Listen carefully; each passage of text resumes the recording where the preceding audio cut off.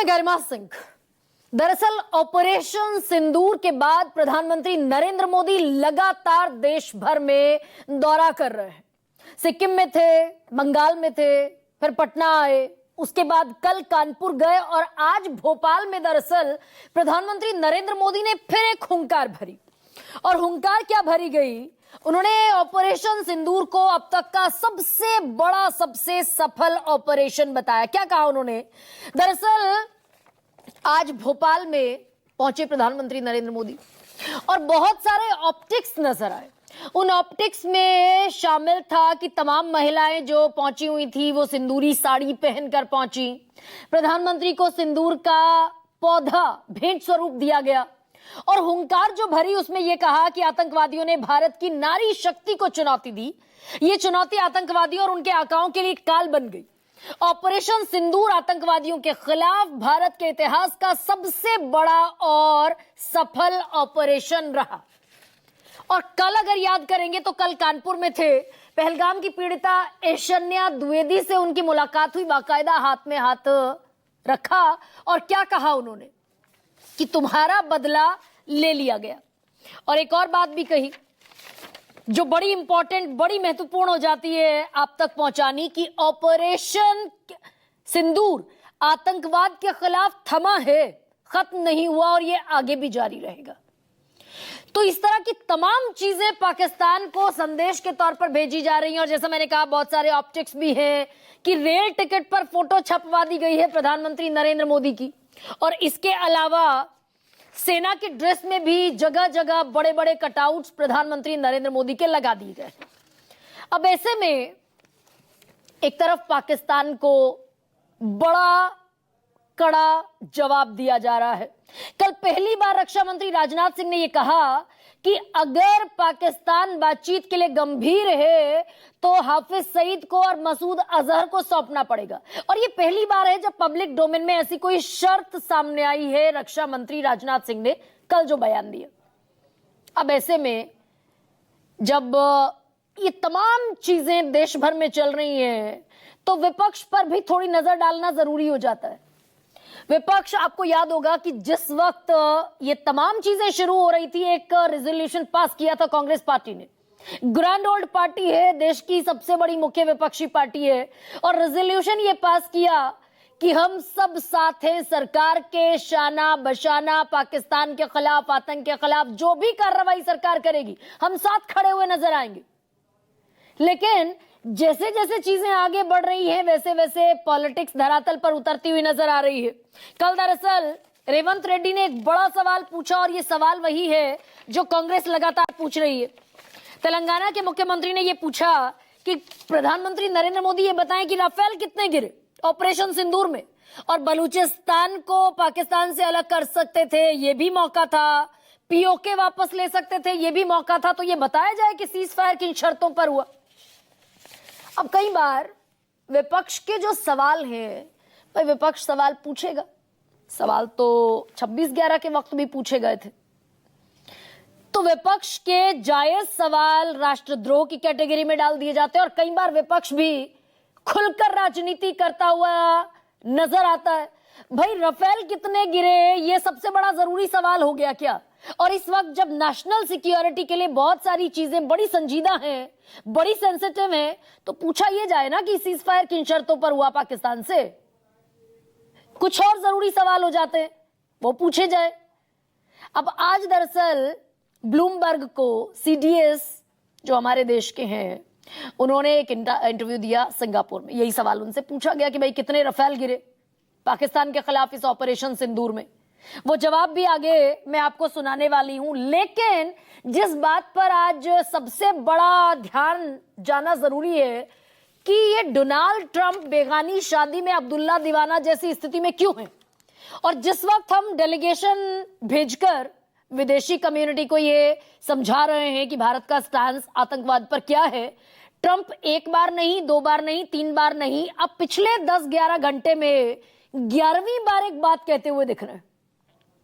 और आगे बढ़कर उन्होंने कुछ और बातें भी कह दी हैं जिस पर ध्यान जाना बड़ा जरूरी है। डोनाल्ड ट्रंप कह रहे हैं we stopped India and Pakistan from fighting, हमने रोक दिया भारत और पाकिस्तान को लड़ने से। and I believe that could have turned out into a nuclear disaster. Nuclear disaster में बदल सकता था। और अगली बात बड़ा तवज्जो देकर आप भी सुनिएगा, Pakistan representatives are coming in next week. अगले हफ्ते पाकिस्तान के प्रतिनिधि पहुंच रहे हैं and we are very close to making a deal with India. हम भारत के साथ भी एक डील करने के बेहद नजदीक हैं and I would not have any interest in making a deal with either if they were going to be at war with each other। और मैं बिल्कुल इंटरेस्टेड नहीं हूं किसी के भी साथ कोई डील करने में अगर वो एक दूसरे के साथ लड़ाई जारी रखेंगे।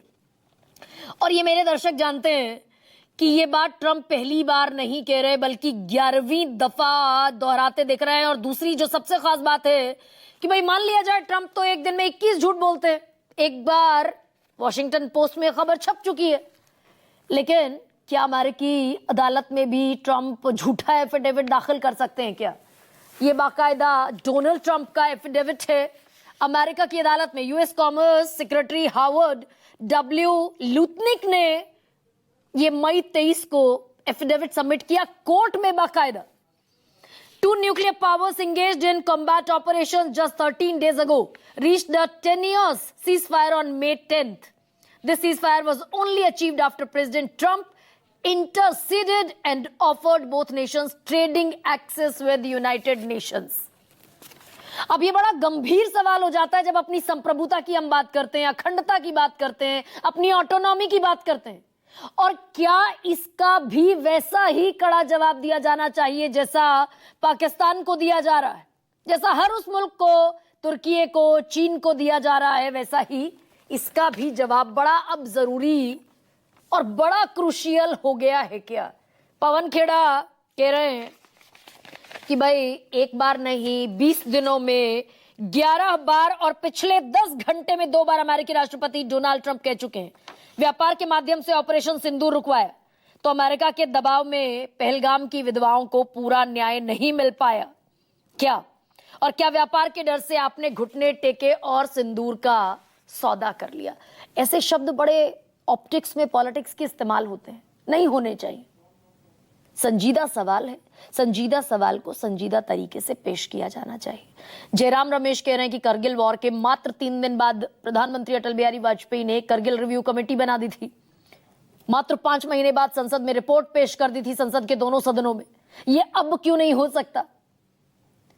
तो जायज सवाल पूछे जाएंगे क्या, और उन सवालों का जवाब भी देश एक्सपेक्ट करता है क्या? कुछ बयान आपके सामने रखते हैं। We stopped India and Pakistan from fighting. I believe that could have turned out into a nuclear disaster. And I want to thank the leaders of India, the leaders of Pakistan, and I want to thank my people also. We talk trade. Pakistan representatives are coming in next week, and India, as you know, we're very close to making a deal with India. And I wouldn't have any interest in making a deal with either if they were going to be at war with each other. I would not, and I let them know. 140 crore देशवासियों का बुलंद आवाज कह रहा है, अगर तुम गोली चलाओगे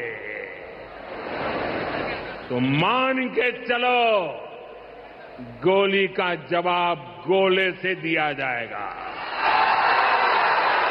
प्रधानमंत्री जी, मैं तो आपसे कहना चाहता हूं कि हमारी सेना के शौर्य को तो पूरा भारत सलाम कर रहा है, पूरी दुनिया सलाम कर रही है। जब पूरा भारत इस इंतजार में था कि पीओके हमारा होने वाला है, जब पूरा भारत इस इंतजार में था कि बलूचिस्तान अलग होने वाला है, ऐसे में अमेरिका में बैठे हुए फुफ्फा ने आपसे क्या कह दिया कि आपने सीज फायर का ऐलान कर दिया? और ऐसे में आज का सबसे बड़ा सवाल आपके सामने रखते हैं। जंग नहीं व्यापार करो, ट्रंप ने बोला सीज फायर करो। और दूसरा सबसे बड़ा सवाल यह कि ऑपरेशन सिंदूर पर क्रेडिट की होड़, विपक्ष का भी राजनीति पर जोर।